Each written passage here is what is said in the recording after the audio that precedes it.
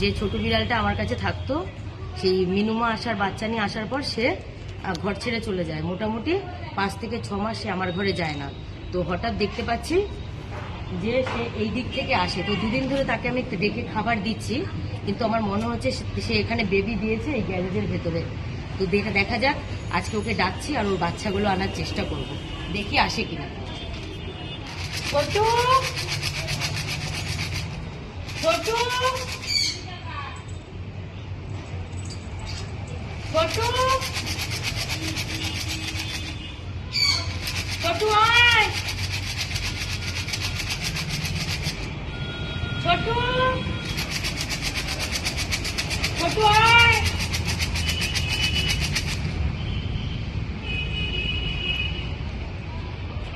ছোটু আয়,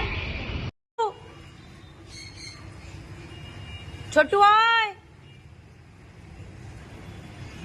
আসো আসো আসো আসো আসো আসো আসো আসো আসো আসো আসো আসো নেমে আসো, আসো আসো, চলে আসো চলে আসো চলে আসো, আসো আসো আসো আসো, ঢোকো ঢোকো ঢোকো। এই যে নিয়ে এসছি ছোটুকে। এই যে ওই মানে দোকানের ওই গোডাউনেই বেবি দিয়েছে। দাঁড়াও, আমি দিচ্ছি দিচ্ছি খাবার দিচ্ছি। এই যে ওকে খেতে দিলাম, ক্যাট ফুড দিলাম। যাই, ওর জন্য একটা মাছ সিদ্ধ করা আছে, ওই একটা মাছ সিদ্ধ করে এনে ওকে দিই, কারণ ওরও বেবি হয়েছে ওই মানে ফাঁকা দোকানের ওই গোডাউনগুলোতেই হয়েছে। দেখো, এটা আমার ছোটু, কিন্তু সেই আমার প্রিয় ছোটুটা, যে 5 থেকে 6 মাস আগে যে ঘর ছেড়ে চলে গেছিল, তাকে আবার ফিরে পেয়েছি। এবার আস্তে আস্তে করে তাকে আবার কাছে আনার চেষ্টা করছি। দেখি এর জন্য একটা মাছ নিয়ে আসি। দাঁড়া ছোটু, আসছি ছোটু, এখানে থাকো ছোটু, আমি আসছি এক্ষুনি। ছোটুর জন্য মাছ সিদ্ধ ছিল, গরম করে নিয়ে আসলাম।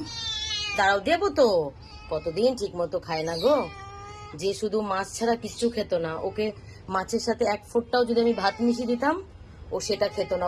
ওকে বাকিদের যদিও ভাতের সাথে মাছ দিতাম, কিন্তু ওকে আমাকে শুধু মাছ দিতে হতো।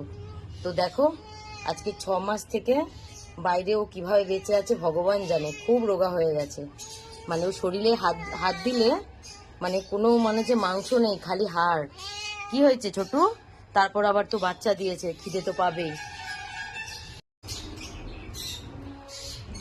দেখো, ওর জন্যই আমার খুব মন খারাপ ছিল 6 মাস, কারণ যেহেতু ওকেই আমি নিজের কাছে রেখেছিলাম। বাকি বিড়ালরা তো সব বাইরে থেকে এসেছিল বাচ্চা নিয়ে, কিন্তু একমাত্র ওই আমার কাছে থাকতো। হ্যাঁ, সেই চলে গেছিল। তো দেখি, কাল তো গেছিলাম ওর, যদি বাচ্চাগুলোকে আনা যায়। কোন গোডাউনে দিয়েছে একটু দেখতে হবে। দেখেছি এই পাশের গোডাউনটাই ঢুকছিল।